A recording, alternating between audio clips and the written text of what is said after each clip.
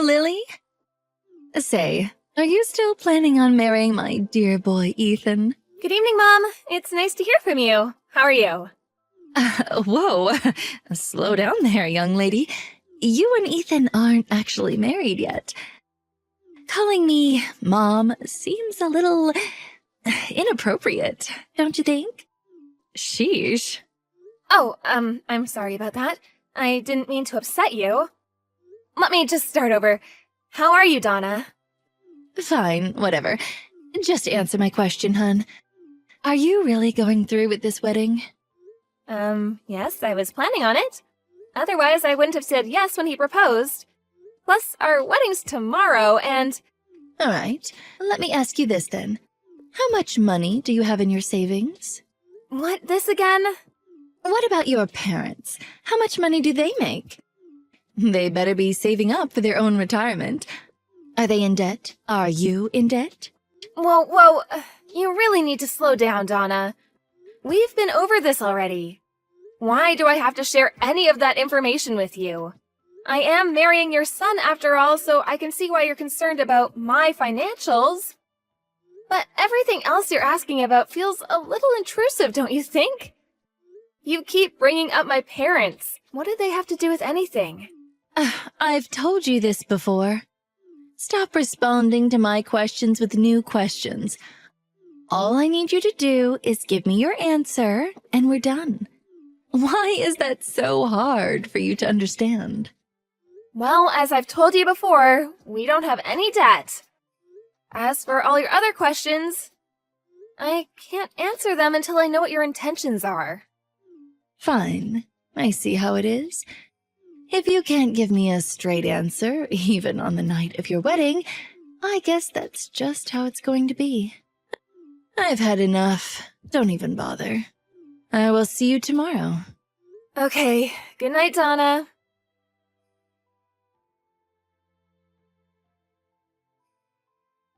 Hey, Ethan. Your mom texted me again asking about my family's financial situation. What? Again? Jeez, I can't believe she's still bringing that up. What exactly did she ask you this time?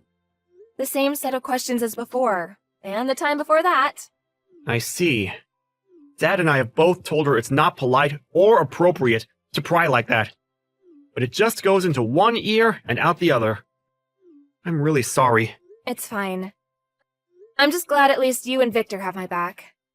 We need to make sure we keep an eye on her at the wedding tomorrow. I hope she doesn't try to pull anything stupid.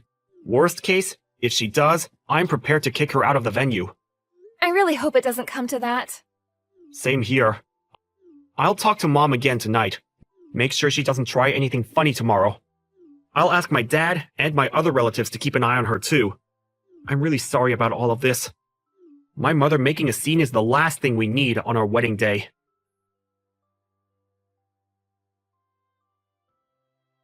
I'm glad at least the ceremony went well. You were absolutely stunning. Oh, thanks, dear. Now we just have to get through the reception. I hope it goes well. Well, Mom's been pretty quiet so far, so I'm hoping that's a good sign. If she can behave herself for the rest of the day, everything will be good. The scowl on her face makes me a little nervous, though. Yeah. She's definitely not doing a good job masking her mood. But maybe she realizes she shouldn't do anything rash? All of our friends and relatives are here too, after all. I hope you're right. All I want is for everyone to have a good time and for the reception to go smoothly.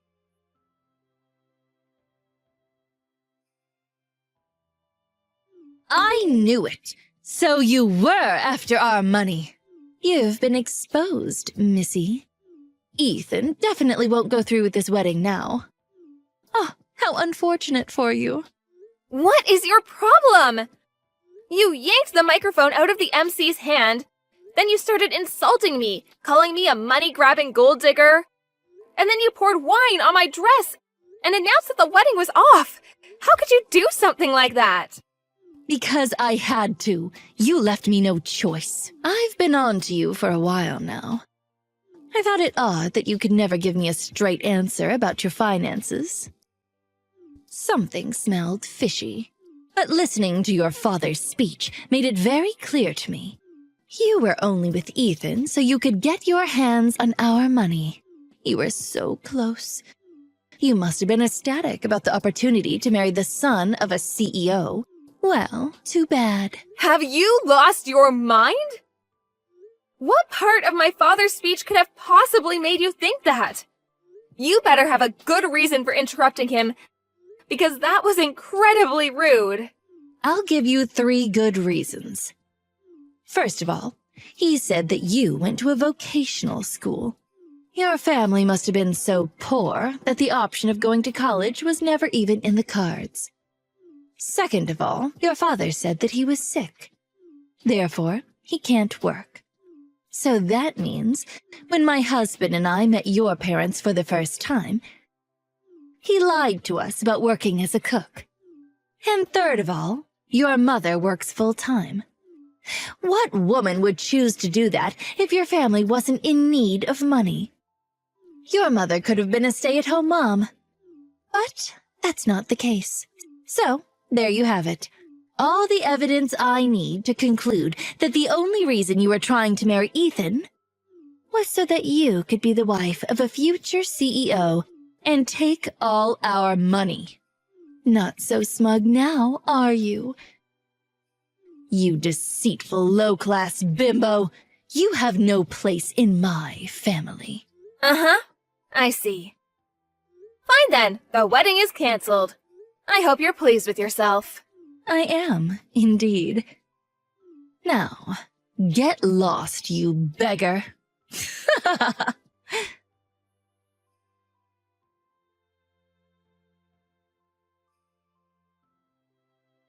Lily, is it true?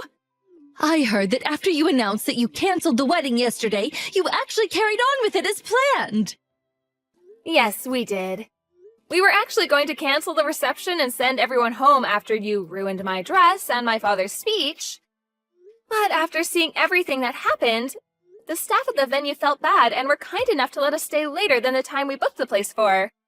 Fortunately, we were the only couple getting married there yesterday, so they didn't even charge us for the extra time. It was very nice of them to make those arrangements for us.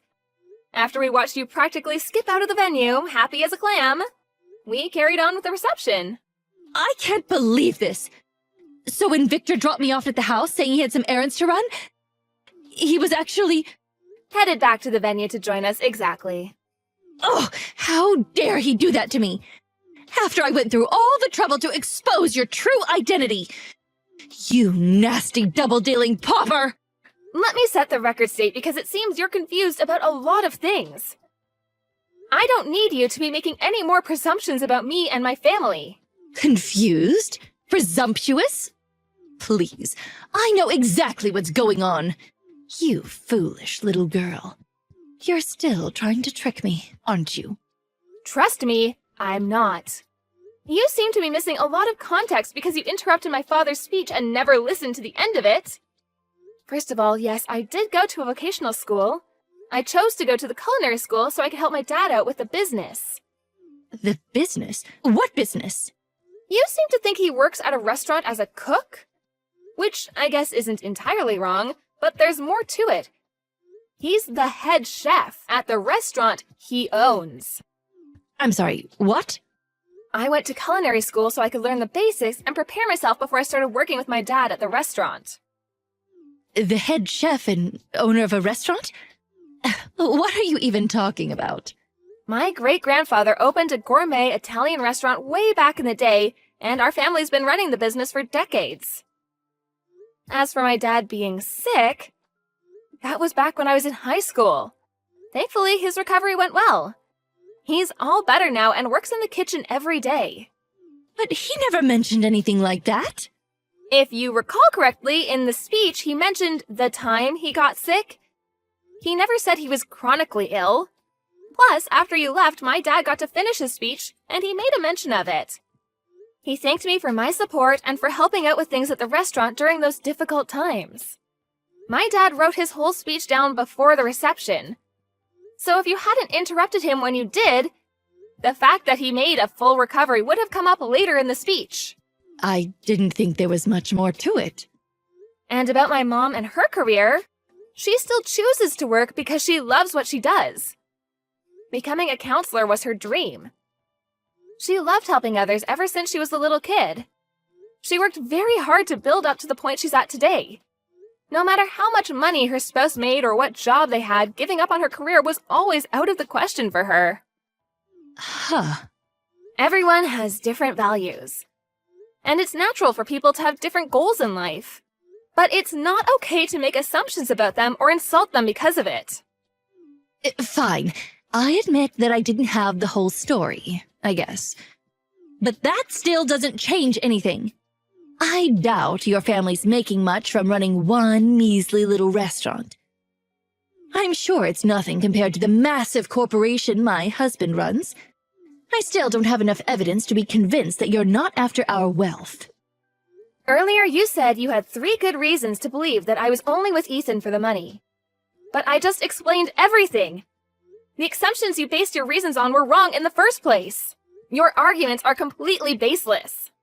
Oh, you're just splitting hairs at this point. You think you got me beat with your flimsy argument? None of that matters because you're not marrying Ethan. I won't allow it. He's going to be leading the company after my husband retires. Being with a poor peasant girl like yourself is detrimental to his future.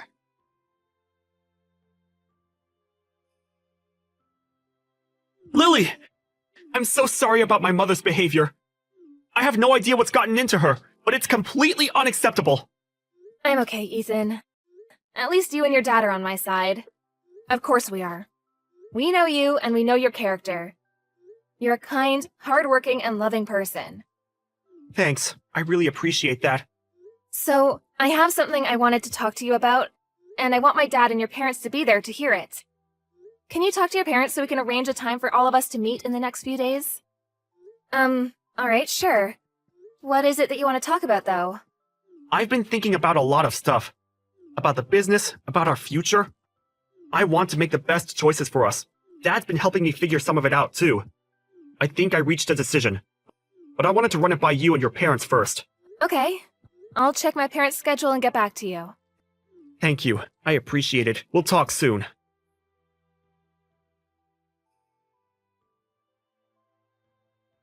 Lily, answer your phone this instant. What did you tell my husband and son? There's no way they would treat me like this unless you were behind it. I'm not behind anything, Donna. Victor and Ethan just told me what I assume they told you. Ethan said he wanted to take my family's name and cut ties with you. And Victor said he was going to officially announce that Ethan's cousin Sean will be taking over the company after he retires. Oh, and that he's also planning on divorcing you. At least that's what my parents and I were told. That's all I know. You can't be serious! Why wasn't I part of this conversation? Oh, unbelievable. Well, considering the way you behaved at the wedding, I'm not surprised that Victor and Ethan felt they wouldn't be able to have a rational discussion with you. It might feel unreasonable, but I can't really blame them. This is an outrage. After 30 years of marriage and dedicating my life to being a devoted housewife and supporting my husband while he ran his family's company.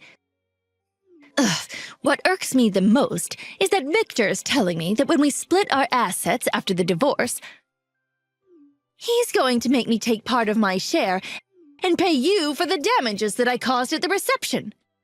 $50,000! All of his relatives are saying it's only fair, but they're wrong. Everyone's being so cruel to me. I can't stand this.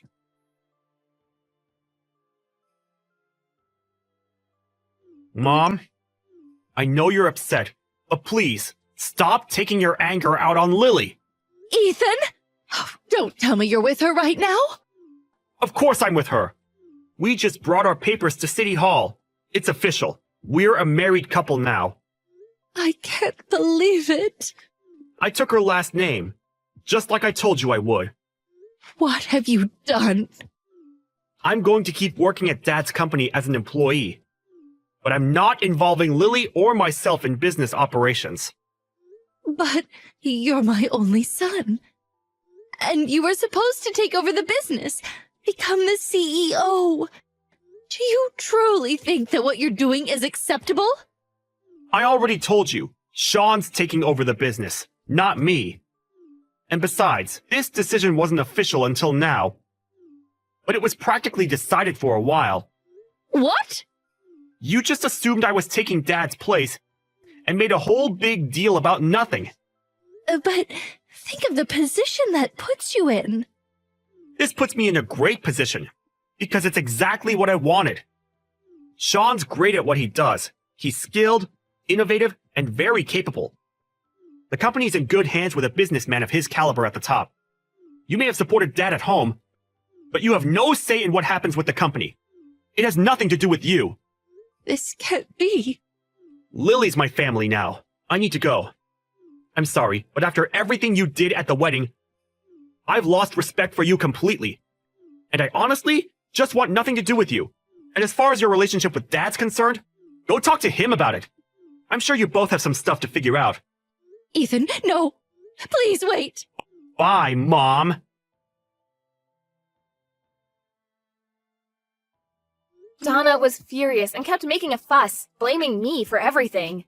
But Victor's lawyer told her that she should consider herself lucky that I wasn't suing her for assault or defamation, and that she should be grateful that the family wanted to settle things in a civil manner. I guess that scared her quite a bit because she signed the divorce papers immediately after.